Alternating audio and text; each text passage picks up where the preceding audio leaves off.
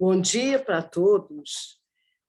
Hoje nós estamos na nossa 50ª...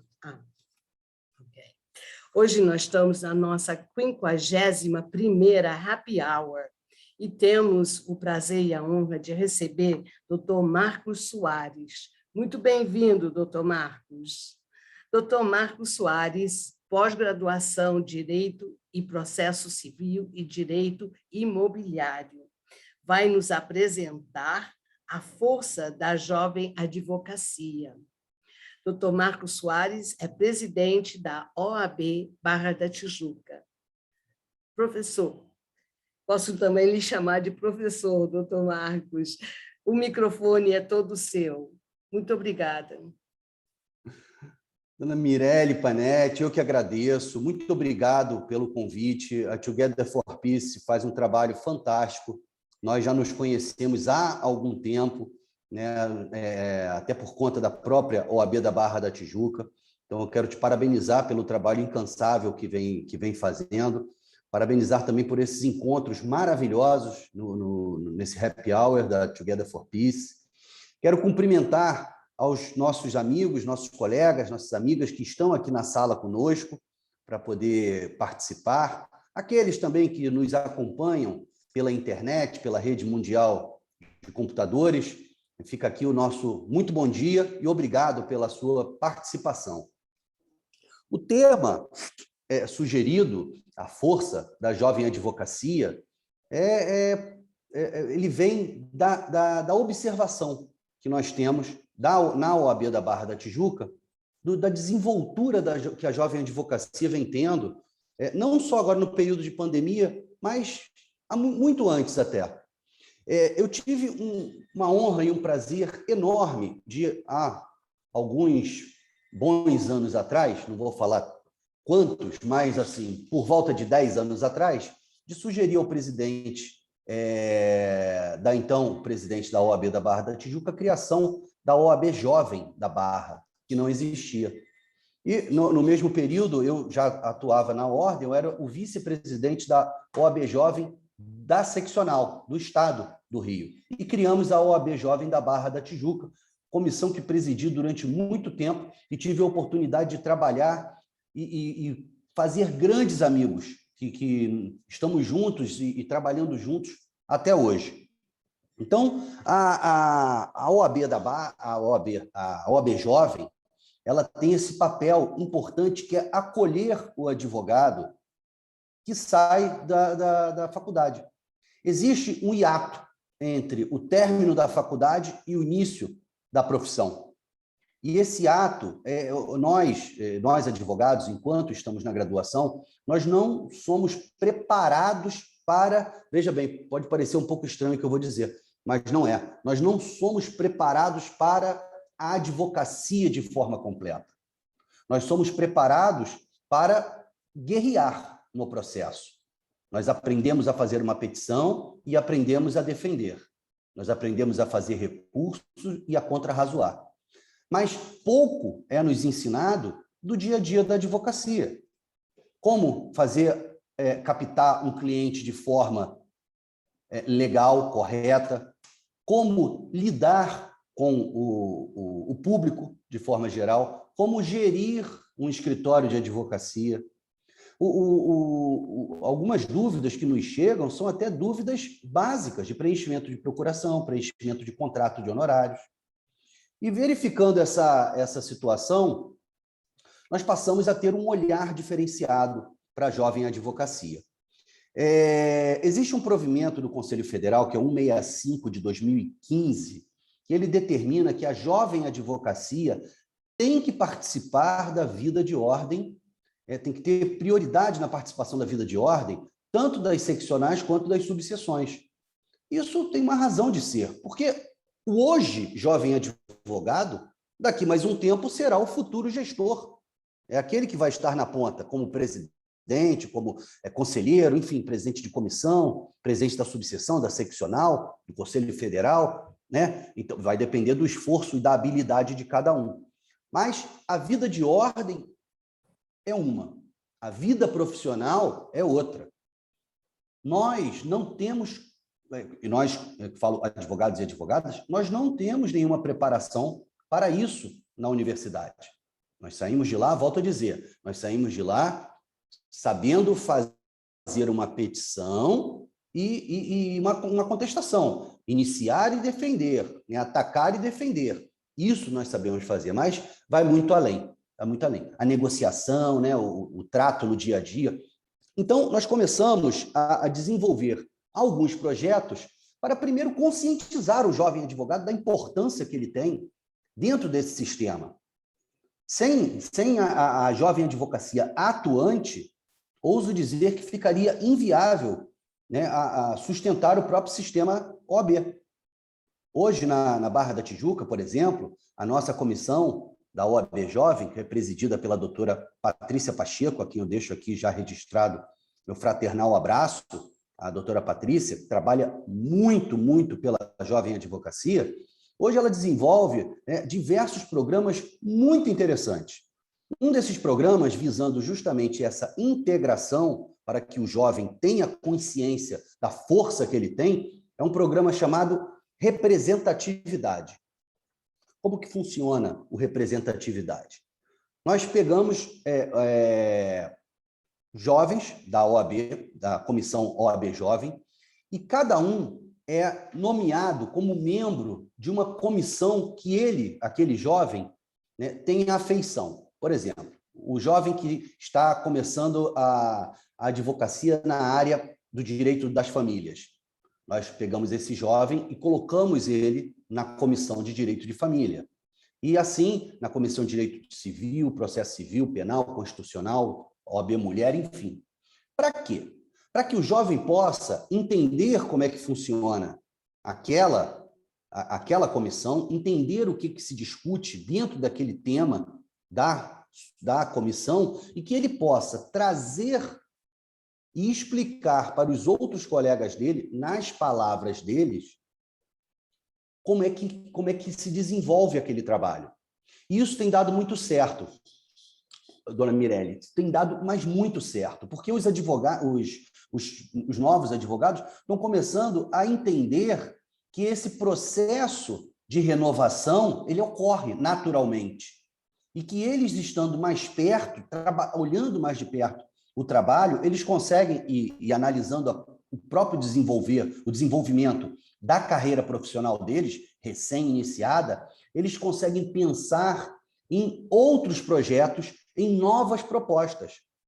Porque, assim, como a nossa vida muda conforme, né, o desenvolvimento social, primeiro ocorre uma mudança na sociedade para ela vir e refletir na nossa vida, e está aí a pandemia, que não nos deixa mentir, né? Nenhum de nós estava preparado ou tinha um plano B para o caso de acontecer uma pandemia, né? Pandemia era uma coisa que a gente via em filme. Inclusive, tem filmes até com esses nomes, né? Filmes de ficção científica. Um dia, uma pandemia mundial vai colocar todos em casa. Isso, para nós, até 1 ano e meio atrás, era impensável. Não existia plano para isso. O ordenamento, os próprios contratos, né? Não existia previsão de pandemia, né? Então, assim, mudou. E a nossa vida mudou. Todos nós hoje experimentamos algo completamente diferente. E mudou, ouso dizer, mudou para sempre. Porque nós não vamos voltar àquela situação anterior, da forma que era. Tá? E um dos exemplos é justamente esse aqui que nós estamos experimentando agora. Encontros virtuais, né, encontros pela internet, eles eram admitidos em determinados casos, mas todo mundo preferia o encontro presencial. Todo mundo tinha que estar no auditório, numa sala de aula, todos ali naquele determinado horário, as pessoas enfrentando aí engarrafamentos, enfrentando trânsito, estresse na rua, né, riscos de assalto, enfim, para estar presente num determinado local. Hoje nós vemos que isso, na verdade, foi superado. Hoje nós estamos começando a experimentar até algo um pouco diferenciado. As pessoas preferem até estar no online do que no presencial. Se sentem mais seguras no online do que no presencial. né? O uso de máscaras, por exemplo. O uso de máscaras, eu tenho absoluta certeza que ele vai durar durante muito tempo. E muitas pessoas, mesmo daqui a algum tempo, né, sendo declarado, não existe mais qualquer risco de pandemia, de contato, de contágio, nada. Eu tenho certeza que muitas pessoas vão continuar a usar máscaras. Até porque agora a máscara virou até um acessório de beleza, né? As mulheres a gente está vendo aí cada máscara, uma com mais brilho que a outra, né? Com um formato diferenciado. Então já virou até um acessório de beleza, sobretudo aí para o universo feminino, né? Então, essas mudanças que ocorrem naturalmente na sociedade, e essa da pandemia que nós tiramos como exemplo, que é a que estamos vivendo e é a mais recente, ela modifica também, e por óbvio, o exercício da profissão, de diversas profissões. A advocacia, ela experimentou uma mudança muito grande, muito grande. Os tribunais, né, assim como nós, os tribunais também não estavam 100% preparados para essa realidade.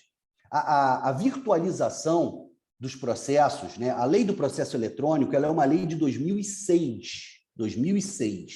Os processos só começaram a ser efetivamente se tornar eletrônicos ali pelo ano de 2012, 2013, que os processos começaram a ser já startar como processos eletrônicos. Muitos processos começaram a ser digitalizados, hoje estão sendo digitalizados, o acervo físico, mas ainda existe muito processo físico. Mas os tribunais não tinham um programa, né, de mudança tão rápida. Isso ia ser algo bem gradual. Mas a pandemia chegou, os tribunais fecharam, né? O TRT, inclusive, continua fechado até hoje. Estranhamente, o Tribunal Regional do Trabalho, aqui no Rio de Janeiro, continua fechado, né, contrariando todos os outros tribunais que já estão funcionando, o TRT está fechado. E aí foi necessário o quê? Um investimento para que nós possamos manejar, né, a nossa profissão através dos meios virtuais. Aí começaram as audiências virtuais, sustentações orais por videoconferência, enfim, mudou-se completamente. A internet que nós tínhamos em casa, que podia ser uma internet, né, com uma velocidade qualquer, agora tem que ser uma internet de banda larga, com alta velocidade, porque tudo se processa no meio virtual. Ao mesmo tempo que eu estou aqui, conectado no meu computador, conversando com todos, tem outras telas, né, outras abas, outras janelas, conectadas em outros sistemas, no sistema do TJ, e isso tudo consome internet. Então, essa mudança, ela também aconteceu na advocacia, porque o advogado que tinha o seu pequeno, médio escritório de advocacia, até os grandes escritórios de advocacia, sentiram essa mudança, e hoje os escritórios de advocacia começam a se comportar, a se mostrar de forma diferenciada. E isso, Mirelle, isso é bom para o jovem advogado. Porque hoje, como é que era antigamente? O advogado, ele necessitava ter um escritório pomposo para receber o seu cliente.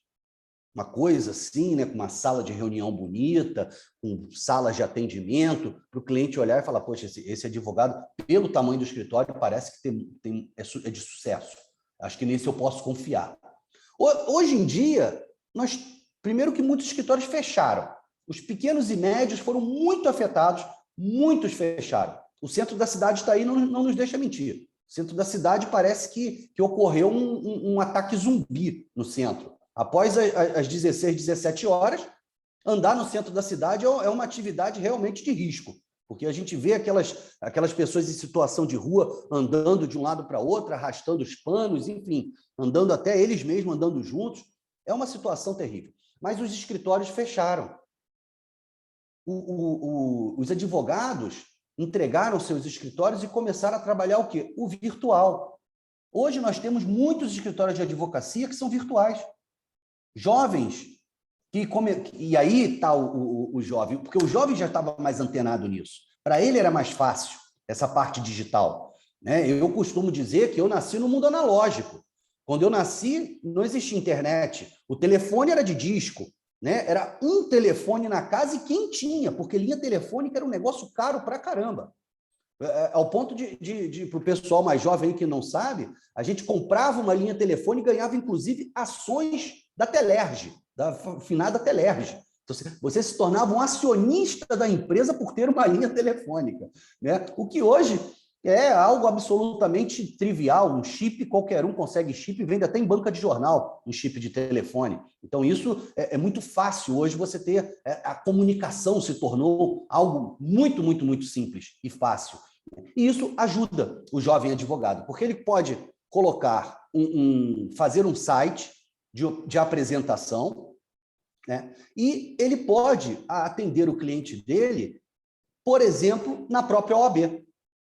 A Ordem dos Advogados do Brasil, do Rio de Janeiro, ela entregou agora, na semana passada, até a semana passada, e nós entregamos na Barra da Tijuca, no Recreio dos Bandeirantes, uma nova sede lá para a advocacia no Recreio dos Bandeirantes, com 15 escritórios digitais, com 15 computadores compartilhados para uso. Então, o jovem hoje, advogado, e o advogado, eu falo jovem porque fica mais fácil para o jovem, essa dinâmica é mais fácil para o jovem, né? Usar os meios eletrônicos. Mas hoje você pode ter um site dizendo ali se apresentando, quais são os seus serviços, né? Eventualmente um artigo que você escreva, e você pode marcar um atendimento direto na Ordem dos Advogados do Brasil. Uma estrutura gratuita, claro, custeado com o valor das anuidades, mas não precisa pagar nada para usar. Você vai ter computador, você vai ter internet de alta velocidade, microfone, telefone, cafezinho, né? Pessoal para te atender, vai poder imprimir, tem folhas de papel, enfim, você tem um escritório para poder atender o seu cliente. E muitos até falam que até estão preferindo essa nova dinâmica, porque parece que o cliente fica até mais seguro sendo atendido dentro da própria ordem. Parece que tem ali mais uma proteção. Eu sei que a ordem não vai sair daqui, porque era muito comum, antigamente eu via assim, pô, o advogado tinha um escritório ali, sumiu, o escritório fechou, o advogado sumiu, não encontro mais o advogado. Se você estiver dentro da ordem, você sabe que a ordem não vai fechar. A ordem vai estar ali. E se o advogado atendeu ali, ele é vinculado àquela subseção e a gente vai conseguir localizar o advogado, né? Então, a jovem advocacia tem demandado muito por esse serviço. Ela tem se valido muito dessa situação. Mas não é só isso. Não pode ser só isso. Isso nós estamos falando da parte prática, da parte do atendimento, da parte ali do exercício da profissão no dia a dia. Mas para que isso ocorra, né, para que o exercício profissional ele possa ser realmente levado de forma séria, o jovem advogado, o advogado experiente, enfim, o advogado não pode se esquecer de continuar a estudar. O estudo tem que ser constante, a atualização tem que ser constante. Hoje nós temos a possibilidade de utilização, inclusive, de inteligência artificial na advocacia. Tá? Alguns escritórios já usam, alguns tribunais, idem, já usam a inteligência artificial a fim de poder melhorar os procedimentos. Agora, alguém pode estar perguntando, poxa, mas inteligência artificial, escritórios virtuais, será que isso não está caminhando para algo perigoso? Algo que vá, por exemplo, eliminar a necessidade do advogado no futuro? Eu acredito que não. Não. Agora, veja bem aqui essa colocação.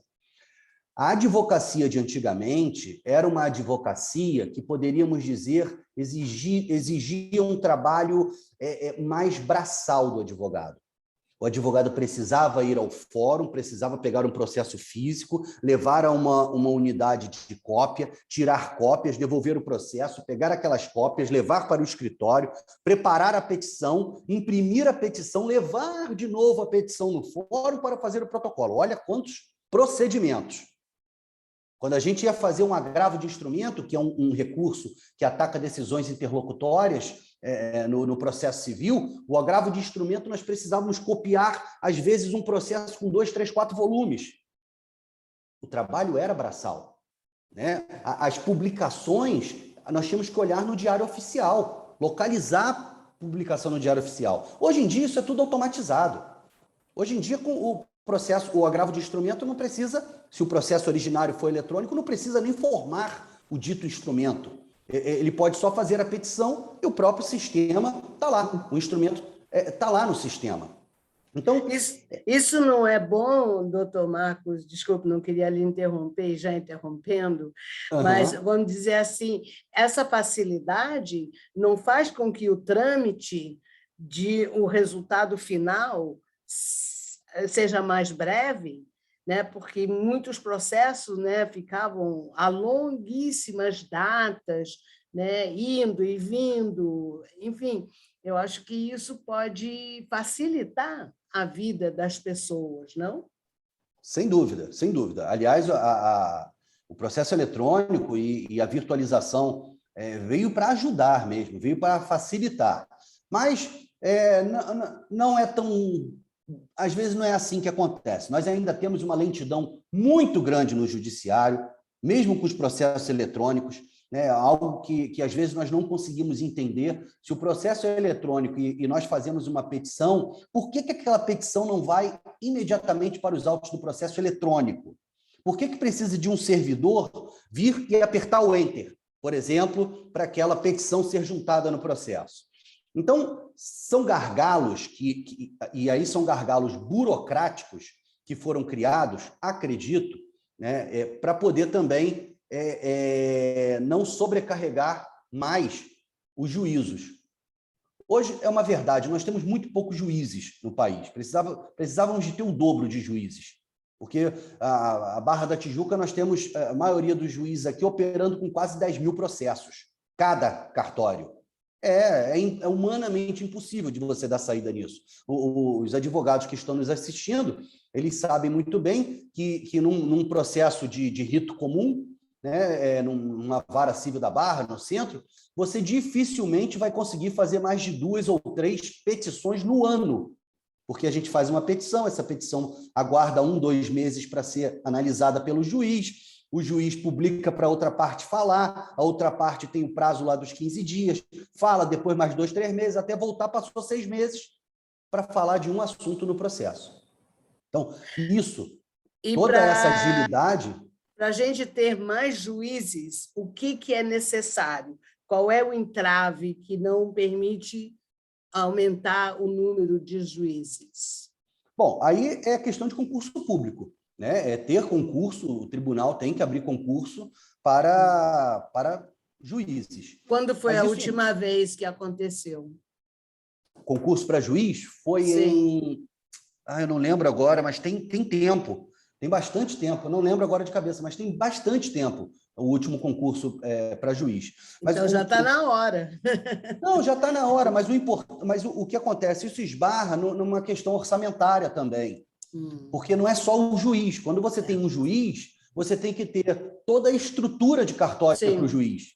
E a criação de novas varas, isso também é um processo que ocorre, um processo legal que ocorre no tribunal. Então, não é só ter o juiz, é toda a estrutura que envolve ter o juiz, porque para cada juiz você tem mais tantos servidores. Então, faz concurso para juiz, tem que abrir concurso para servidor também. Então, é algo oneroso. Mas essa questão do tempo, da demora, a jovem advocacia tem trabalhado muito nisso. E o que a gente tem visto é que os advogados mais novos eles já estão peticionando de uma forma mais concisa e de uma forma mais direta.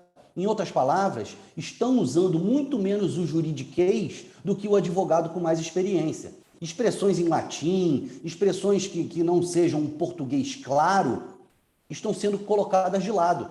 Justamente para isso, para a gente ter esse dinamismo, para poder o juiz, né, quando pegar uma petição, o juiz entender exatamente o que o advogado está querendo, e de forma rápida. Não adianta entregar uma petição com 30 laudas, e laudas são folhas, né, com 30 páginas. Não adianta você entregar, porque não dá tempo de ler 30 páginas. Imagina 10 mil processos, cada um com 30. É maior do que a Bíblia. O juiz não tem como ler a Bíblia todos os dias para poder e ainda pensar em decidir. Então, essa forma de atuar, ela tem sido implementada muito pelos jovens advogados, né? Agora, uma coisa que a jovem advocacia precisa estar atenta, e isso a gente vê muito acontecer, é o tipo de publicidade que faz. Nós sabemos que a Ordem dos Advogados, ela proíbe propaganda. O advogado não pode fazer propaganda do seu negócio. Tá? Ele pode... Existe o marketing, que é a estratégia, tem a publicidade, que é o anúncio. Né? A gente pode fazer publicidade, mas uma publicidade informativa. Né? Marketing e publicidade nós podemos fazer. Propaganda, não. E aí alguns acabam passando por cima disso e fazendo propagandas. E propaganda a OAB não pode permitir que ocorra, sob pena de causar até um desequilíbrio na própria profissão. Mas, de qualquer forma, essa atuação do jovem advogado, ela tem sido muito, muito bem acolhida pela sociedade como um todo. Porque nós precisamos, é disso que eu falei, um diálogo mais franco, mais direto. Eu acho que a pandemia também nos trouxe essa necessidade de humanizar as relações, tornar o outro, ver o outro como um irmão, um ser humano, que, apesar do cargo que ocupe ou da profissão que tenha, tem lá todos os seus desafios diários, tem os seus problemas pessoais. Não é jogar, né? Isso daí é problema seu, você tem que resolver. Vamos olhar o outro também com esse olhar acolhedor. Imaginar que a dor do outro poderia ser a nossa dor. Isso tem nos aproximado muito, é sermos mais humanos. Porque o mundo caminhando para toda essa tecnologia, e aí nós estávamos falando antes de inteligência artificial, eu vou voltar nesse ponto, o mundo caminhando para toda essa tecnologia, ele acaba esfriando o contato, o distanciamento físico pode nos tornar pessoas mais frias, não é isso que a gente quer. Eu acho que isso aqui que nós estamos fazendo não é para nos tornarmos robôs. Nós não estamos aqui para virar robô, nós continuaremos ser seres humanos. E nós é que somos os senhores de nossas vidas. Tudo que nós colhemos hoje é resultado dos nossos atos do passado. A causa e efeito é clara na vida de qualquer um, acredite ou não. Mas tudo que se faz, o que se planta é o que se colhe, né? Na vida como um todo. Então, se você estudar, se você se dedicar, se você agir de forma ética, né? Se você se empenhar diariamente, for perseverante, é claro que você tem uma probabilidade de sucesso muito maior. Se você ficar, deixar, como diz aí o nosso grande músico Zeca Pagodinho, deixa a vida me levar, vida leva eu, isso é muito bonito na poesia, mas na prática isso pode ser muito perigoso. Porque a vida não é do jeito, nem sempre a vida é do jeito que a gente quer, a vida é do jeito que ela é. E nós é que temos que nos adequar a essas situações. Estávamos falando da questão da inteligência artificial, se ela poderia ser uma forma de eliminar a advocacia. Eu volto a dizer que eu acho que não é por aí. Eu acho que a inteligência artificial ela é uma ferramenta que está nos ajudando, vai nos ajudar e muito na elaboração do nosso trabalho. Ela consegue, por exemplo, analisar um documento, se pegar um documento, um acórdão com 20, 30 laudas, um acórdão grande, ou um livro, a inteligência artificial consegue ler, né, entender aquele documento e nos mostrar aonde que está determinada palavra. Ela consegue parametrizar decisões judiciais. Ela consegue dizer, olha, seu processo foi distribuído, caiu na vara tal. Como é um processo indenizatório, a sua chance, nesse juízo, considerando as decisões outras que ele já deu semelhantes, você tem uma chance de tantos por cento de ganhar esse processo, ou da decisão ser nesse sentido. Isso é muito bom. Quer dizer, o trabalho braçal que fazia, ainda fazemos, né, muito, de analisar jurisprudência, de consultar legislação, de consultar a doutrina, livros e tal. Esse trabalho, a inteligência artificial, ela vai fazer por nós. Então, o que vai sobrar para o advogado, para a advogada? vai sobrar a especialização, vai sobrar a expertise profissional de cada um. Então, quanto mais conhecimento nós tivermos em determinada área, mais seremos indispensáveis. Então, o advogado precisa estar ciente disso, de que a faculdade, ela nos torna generalistas, guerreiros generalistas. Nós precisamos depois nos tornar advogados e advogadas, precisamos nos tornar precisos em determinado tema, né? Especialistas naquele assunto, para que possamos, dali em diante, continuar desenvolvendo o nosso trabalho, que não é fácil, não é fácil. Estudar todos os dias, ler, o pessoal que atua na seara, por exemplo, tributária, né? A área tributária ela tem modificações legislativas diárias, né? E são milhares de modificações por vezes. É muito difícil, a gente brinca, eu não faço, não atuo nessa área, mas tem muitos amigos que atuam, e a gente brinca o seguinte, é quase que impossível você dizer que uma empresa hoje, no Brasil, no Rio de Janeiro, ela está 100% correta, ela atendeu a todos os requisitos da lei tributária, porque são muitos e mudam constantemente. Então, o jovem, ele tem essa facilidade maior, essa vontade, porque ele está saindo agora, ele está entrando no mercado, ele está com as ideias frescas na cabeça. E hoje nós temos uma série de novidades. A LGPD, por exemplo, Lei Geral de Proteção de Dados, já está em vigor, já está produzindo efeitos. E quase nenhuma empresa privada, condomínio ou empresa pública, órgão público, ninguém está 100% preparado para a LGPD. Isso já vai começar a ter as autuações. Aí é que as pessoas, porque brasileiro costuma ser assim, né? A gente espera o problema acontecer, quando dói no bolso, é que aí a gente se mexe. Quando chegar uma multa de 50 mil, de 100 mil, de 1 milhão, por descumprimento da Lei Geral de Proteção de Dados, aí vai todo mundo se assustar. Caramba, né? E agora? Como é que vamos fazer? Contrato um advogado, tem que ser. Aí vai todo mundo correr para se adequar. Na verdade, já tinha que estar todo mundo se adequando já no hoje, né? Mas a gente vai empurrando, vai deixando. Vamos ver se essa lei pega ou não pega, porque no Brasil tem isso, né? Lei que pega e lei que não pega. A gente, às vezes, tem isso, né? Essa lei não vai pegar, deixa isso daí para lá, não vai dar em nada, né? Ou então, uma lei que não ia dar em nada, acabou que pegou e... A lei seca é um exemplo, né? Como que a lei seca começou a dar certo? Quando começou a multar todo mundo e pegar a carteira de todo mundo. Rapidinho, o cinto de segurança. Vê se hoje em dia alguém anda sem cinto de segurança. Todo mundo usa o cinto de segurança. Beber e direção, hoje em dia todo mundo, né, qualquer pessoa razoável já vê, bom, se eu vou beber, se eu gosto de beber e vou beber, ou eu vou com alguém que não beba, ou eu vou pegar um táxi. Porque não vale a pena o risco de ser parado numa lei seca, fazer bafômetro. Só a multa já toma logo uma multa de 3 mil. Que não está fácil para ninguém, é dinheiro para caramba. Né? Se já está difícil de ganhar, tu imagina perder 3 mil ali só numa multa. Depois ainda tem que responder o processo administrativo da perda da sua habilitação, a perda temporária, para você entregar a sua habilitação.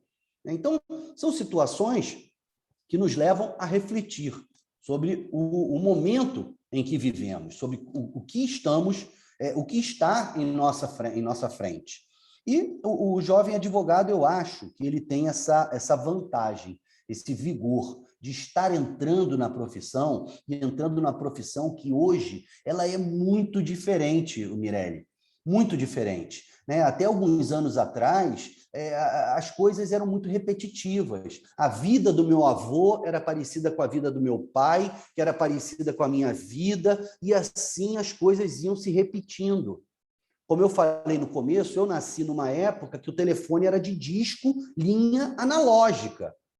Hoje, olha onde nós estamos. Eu tenho 45 anos.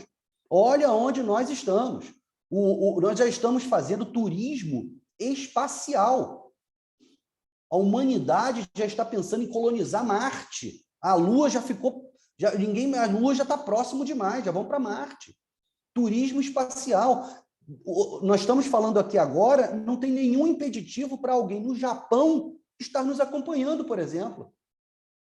Então, hoje, nós falamos para o mundo. Hoje, nós nos comunicamos de forma muito mais ampla. E daí a necessidade de sabermos exatamente o que estamos falando. Porque, ao mesmo tempo que essa tecnologia é muito boa para difundir a boa informação, nós estamos experimentando o efeito danoso, que é a desinformação, as fake news. Hoje nós estamos passando por um momento que é muito complicado você saber se determinada notícia é verdadeira ou falsa. Antes de repassar, a gente tem que checar o que está sendo colocado. Porque é tanta coisa, ficou tão fácil e todo mundo... Hoje nós temos mais telefones celulares no Brasil do que pessoas, para ter uma noção. Tem mais celular do que gente. Não é raro você ver pessoas de rua com telefone celular. O cara empurrando o carrinho dele com papelão, aquela coisa, e falando no telefone. Algo que era completamente inimaginável. Gente, 20, 30 anos na história é nada, é um suspiro.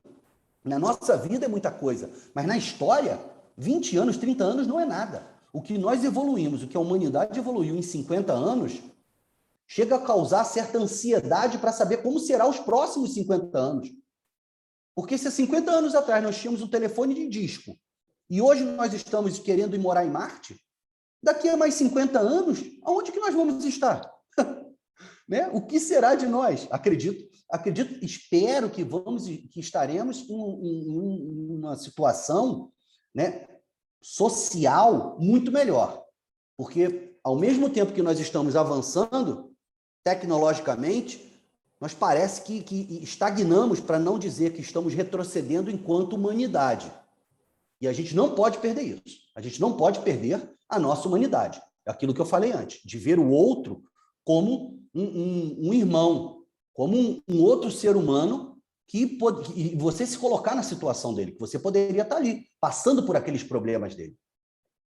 Então, essas situações, essas questões são muito relevantes, eu acredito que sejam muito relevantes no dia de hoje, nos dias que vivemos hoje.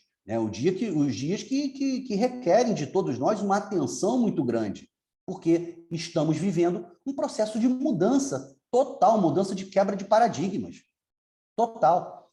E como ocorre na nossa vida, em quase todas as profissões, ocorre também na advocacia.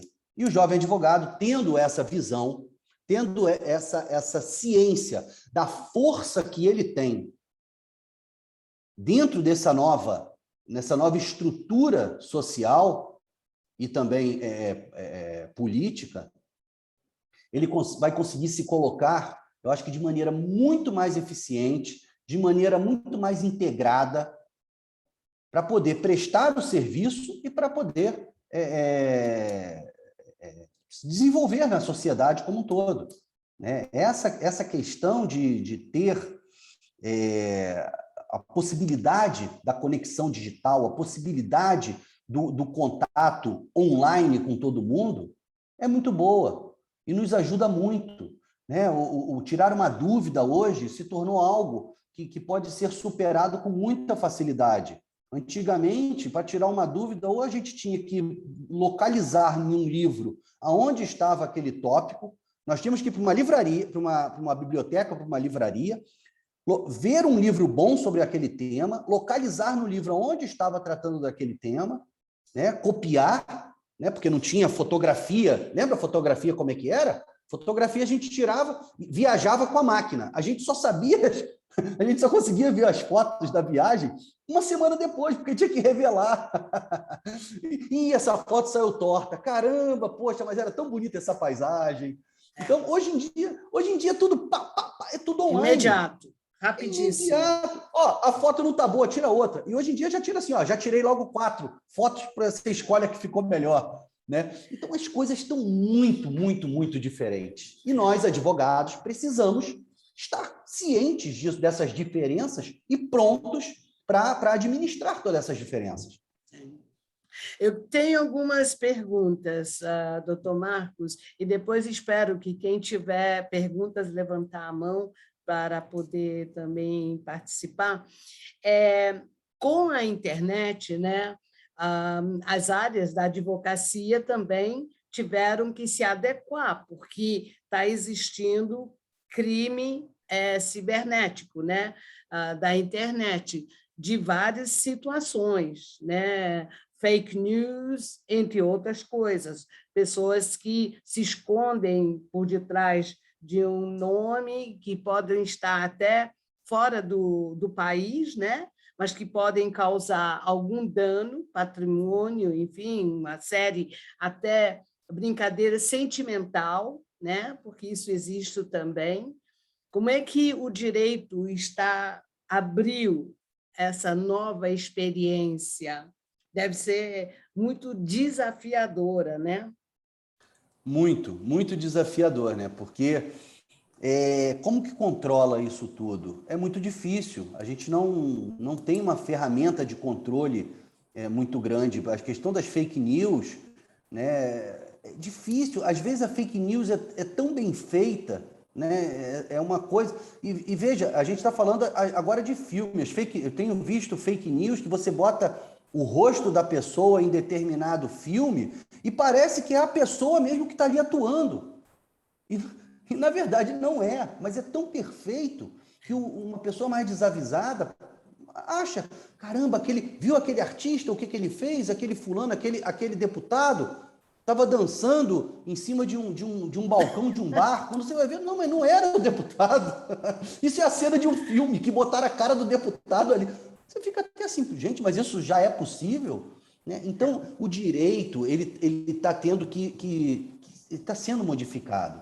Né? O Marco Civil da Internet é uma lei recente, né? A própria Lei Geral de Proteção de Dados, elas vêm nesse sentido, de tentar, de ajudar a regular essa nova sociedade que nós temos, essa sociedade extremamente tecnológica e digital. A nossa sociedade em que a forma de interagir mudou completamente. Tu quer ver uma coisa, Mirelle? Eu tenho uma filha de 11 anos. Às vezes eu chego em casa, do trabalho, e ela está com a porta do quartinho dela fechada, e eu estou ouvindo um barulho, imagino assim, poxa, minha filha está com algumas amiguinhas aí em casa, estão brincando. Porque na nossa época era assim, né? A gente ia para casa do amiguinho brincar, o amigo vinha para nossa casa brincar, a gente está ouvindo aquele zum, zum, zum de criança.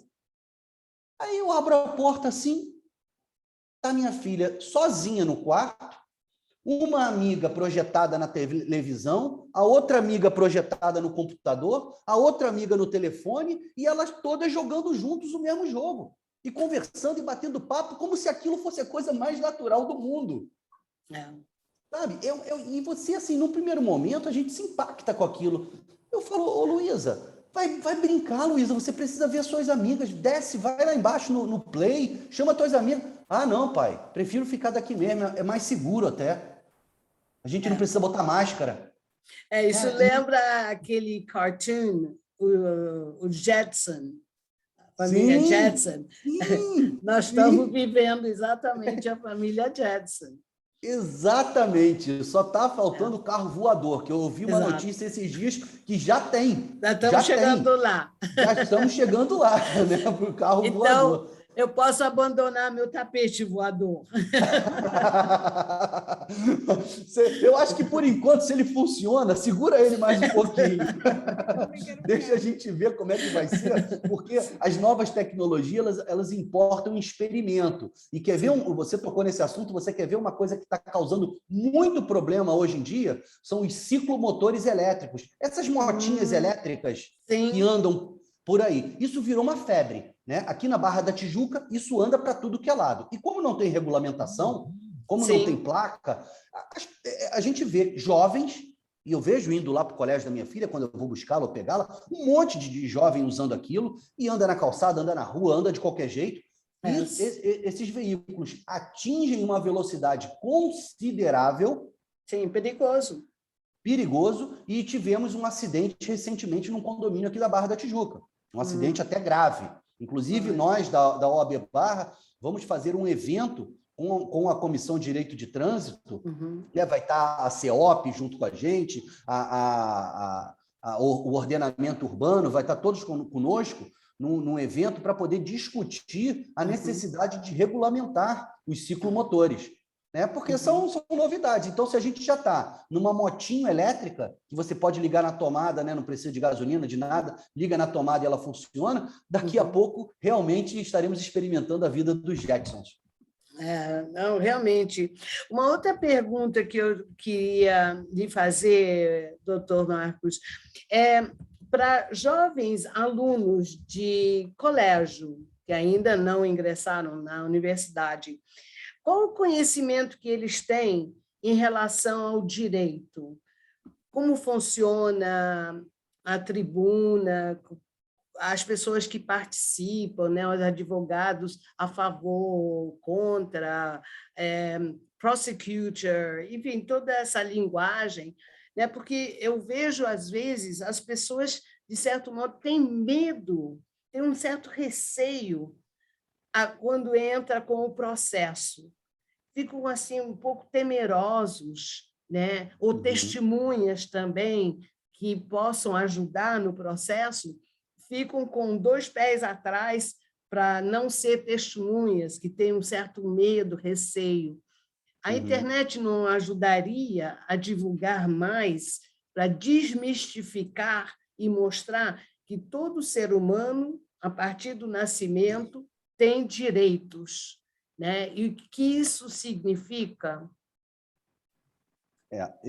Eu acho que é o seguinte, na minha época, né, quando eu era mais jovem, eu falo muito do passado, não é saudosismo não, tá, gente? É só para a gente tentar olhar para trás e ver se a gente não deixou para trás alguma coisa que é necessário trazer para o presente, né? Porque as modificações, as mudanças ocorrem e às vezes abandonamos bons hábitos que nos fazem falta hoje, né? Então, eu, quando era jovem, eu tinha na faculdade uma matéria que chamava Moral e Cívica. Essa matéria de moral e cívica, ela era muito importante, né? Porque nós tínhamos noções de cidadania, noções de direito civil, Sim. do que diz a Constituição, né? Então, hoje, nós não temos mais isso nas escolas, infelizmente. Mas eu penso que noções de direito civil, de cidadania, isso é muito importante. Fundamental, porque você está formando, sobretudo, um cidadão. Sim, Aquele um ser aluno, humano. por mais que a escola queira, não, ele tem que ser nota 10 em português, 10 em matemática, 10, 10, 10, tudo bem, ele pode ser 10 em todas as matérias, e pode ser 0 em ser humano. É verdade. Então, você tem que formar pessoas, porque quem muda as coisas são as pessoas. Né? Então, você formar o caráter, né? O senso cívico daquele aluno, isso é muito importante. Porque se o aluno tiver, desde novo, esse contato com o mundo jurídico, que é natural. Nós temos contato com o mundo jurídico a partir do momento que estamos na barriga de nossas mães. Exatamente. Nós já somos sujeitos de direitos. Sim. Né? A partir do momento que nascemos, incorporamos outros direitos, mas nós já temos direitos a partir do momento da fecundação, a partir do momento da criação. Né? Então, essa proximidade, ouvir sobre aquele tema, talvez nos tornasse pessoas muito melhores. Né? Melhores, exatamente. A escola deveria desenvolver esse projeto ao longo da pessoa. E não estou dizendo que é para formar advogados, não, que advogado é melhor. Não é nada disso. Formar seres humanos. Seres humanos e cidadãos conscientes. Sim. Porque nós só mudamos a situação que nós estamos pela educação. Nós precisaríamos de uma revolução na educação para que possamos fazer uma revolução pela educação. Entendeu? Precisamos mudar a forma de educar para que esses alunos se tornem pessoas com visão, né, muito mais com visão liberta de preconceitos e cientes das questões legais. É preciso ser dito que o Brasil é um país laico. É preciso ser dito isso nas escolas. A orientação religiosa de cada um Cada um tem todo o direito de ter e de buscar, mas o ensino ele tem que ser laico. Gostem ou não. Veja bem, eu não estou dizendo aqui que isso é o que eu, Marcos, o meu achismo. Eu estou defendendo o que está na lei. Todo advogado, quando se forma, ele promete o seguinte: prometo exercer a advocacia com dignidade e independência, observar a ética, os deveres e prerrogativas profissionais e defender a Constituição, a ordem jurídica do Estado democrático, os direitos humanos, a justiça social, a boa aplicação das leis, a rápida administração da justiça e o aperfeiçoamento da cultura e das instituições jurídicas. Esse é o juramento da advocacia. Então, enquanto advogado, eu posso até não concordar, como eu não concordo com muita coisa que está por aí. Muita coisa. Eu acho que a nossa Constituição precisava ser revista. Talvez o poder constituinte originário tenha sido até um pouco inocente de imaginar que figuras tão importantes do texto constitucional, essas figuras jamais se meteriam em casos de corrupção ou em desmandos. Mas o que nós vemos por aí é que, infelizmente, isso está mais do que provado que ocorre. Né? Então, nós precisamos mudar a Constituição. Mas até mudar, Mirelle, eu não posso promover a baderna. Eu não posso dizer, vamos para a rua e vamos derrubar tal instituição, vamos tacar fogo em tal prédio. Isso é baderna. Isso o advogado não pode defender. Eu não concordo. Qual é o meio de eu brigar por isso?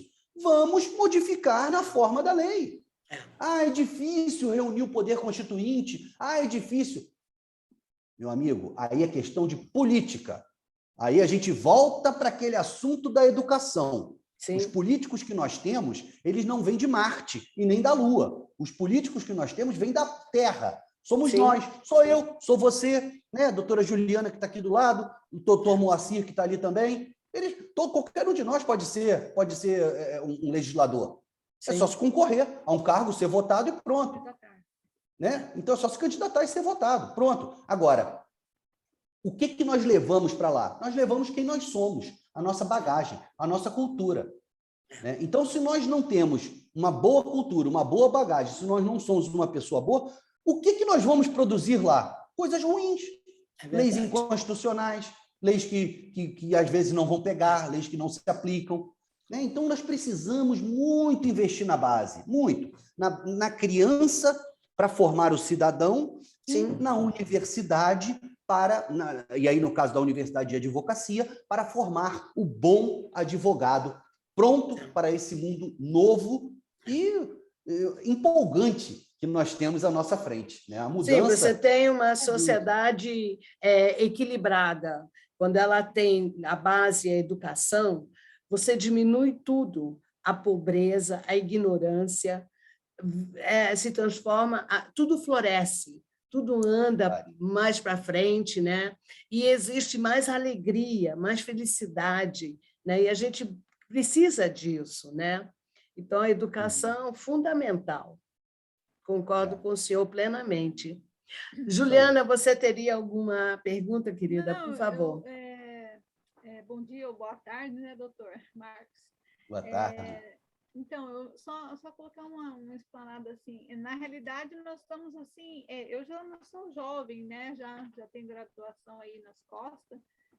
E assim, ao meu ver, sou pedagoga, professora, né? E concordo plenamente que antigamente nós tínhamos uma educação. A Natália colocou aqui várias coisas, pontos dela no chat. Eu não sei, ela não quis falar. Que a educação nossa era muito diferente do que agora. Antes a gente tinha que achar bandeira, cantar o hino, muitas coisas que agora não fazem. Só que um ponto bom, doutor, que eu vejo do jovem advogado, que é o nosso tema, né? Nosso tema em relevância agora, que os antigos nossos, antigos que eu estou aprendendo muito, que eu ainda apelo com a informática. Os jovens vão ajudar muito nossos advogados que, né, que já estão há muito tempo advogando, que apelam para a informática, muitos ainda não sabem, entendeu? Assim, é um ponto bem relevante assim, na advocacia, o jovem. O jovem, ele pode muitas vezes colocar, igual o senhor colocou, vai aprender a ser advogado. Na faculdade não ensina a exercer a sua profissão, a bancar na hora da audiência, na hora do júri, fazer o papel de advogado e executar ele conforme tem que ser. Você vai aprender a matéria em si, mas Sim. não na prática. Então, assim, o antigo advogado ajuda o novo advogado, e o novo advogado ajuda o velho advogado. Digamos assim, não velho, mas em si, o senhor entendeu, né? Uhum, claro. O jovem é essencial em todos os sentidos. Entendeu? A gente temos as falhas na educação, eu sei disso, porque eu vejo, eu mesmo tenho meus alunos que é bem dificultoso, eu tenho que chamar assim na pandemia mesmo, me vestir de máscara, colocar um monte de coisa e sentar com ele do lado para poder ensinar, porque tem alguns que não têm computador, que não sabem mexer, e é a mesma coisa com o antigo advogado. Uhum. Entendeu? Aí, só esse ponto de vista eu queria deixar assim, que o jovem advogado é essencial na nossa carreira. Nós temos um projeto que é uma extensão ao Happy Hour, que iríamos começar o ano passado, que se chama Happy Hour de Relações Internacionais, Direito e Jornalismo, quando nós iríamos presencialmente estar presente com alunos das universidades dessas áreas e profissionais dessas áreas, para exatamente fazer esse contato, que eu acho que é necessário, porque tem todo um linguajar, uma forma de trabalho que cada profissão exige, né? No jornalismo, no direito e também na diplomacia, né? Então, eu espero que, para o ano que vem, a gente possa pôr na prática esse projeto, que é fundamental, como o senhor disse, academicamente, eles aprendem toda a matéria, mas esse savoir-faire, como a gente fala em francês, é necessário, né, para essas três profissões fundamentais. Eu queria só também dizer que a Natália, que postou aqui uns dizeres, ela fala, eu mesma nem cheguei aos 25 anos ainda e já sinto uma diferença enorme na educação familiar e escolar que eu tive em relação à minha irmã de 15 anos. E ela fala, a meu ver também, o fato de os jovens já terem nascido em uma era digital muito avançada, onde bancos, compras e muitas outras coisas funcionam da forma digital por aplicativos e sites, o desenvolvimento na comunicação social é prejudicada. Isso é verdade, né? Porque eles estão automatizados, né? Mas espero que não percam, né, aquele desejo de estar presencial também, né, doutor? Claro. Eu acho que o contato humano, né, o olho no olho, o toque, isso daí a gente não pode perder porque faz parte da nossa humanidade. Né? Mas, sem sombra de dúvida, a tecnologia está aí para nos ajudar e os jovens que parece que já nascem inseridos nessa tecnologia, né? Eu vejo crianças de 2, 3 anos que já pegam um smartphone e manuseiam o smartphone com uma habilidade assim, fecha programa, abre programa, entra... Enfim, parece que é inato. Eu acho que eles já são programados quando eles estão a caminho. Já nascem falando inglês. Exato. É verdade, Eu não sei falar direito, meus sobrinhos falam inglês que nem uma maravilha, com 6 anos. Eles já são programados antes de chegar. Eu tenho quase certeza, né? Provavelmente. Enfim. Ok. Eu acho que, pela hora, doutor Marcos, nós estamos chegando quase ao nosso final. Gostaria de lhe passar o microfone para suas últimas considerações. Muito obrigado. Agradecer, né, parabenizar mais uma vez o Together for Peace por proporcionar esses encontros maravilhosos, né, agradecer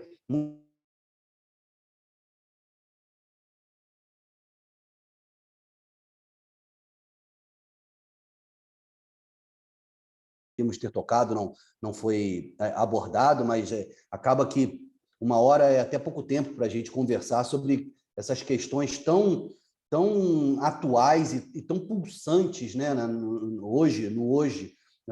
Poderíamos ficar aqui falando sobre N possibilidades aqui, poderíamos passar o dia inteiro e cada um compartilhando a sua experiência, né, que vem enfrentando, porque como eu disse no começo, todos nós enfrentando um processo de mudança muito grande, quebra de paradigmas, né? O que era correto antes já passou a não ser agora, né? O que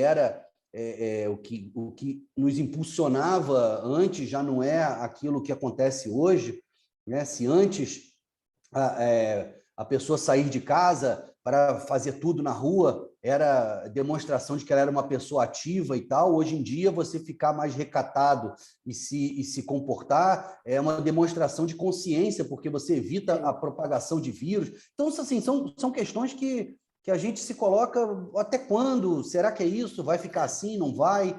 O fato é que nós precisamos continuar vivendo, nós precisamos enfrentar, né, de frente esses desafios e superar, porque eu acho que a maior capacidade humana é a superação. Não à toa somos a espécie dominante do planeta Terra, né? E estamos aí agora nos tornando até alienígenas, porque já estamos indo para outros planetas, né?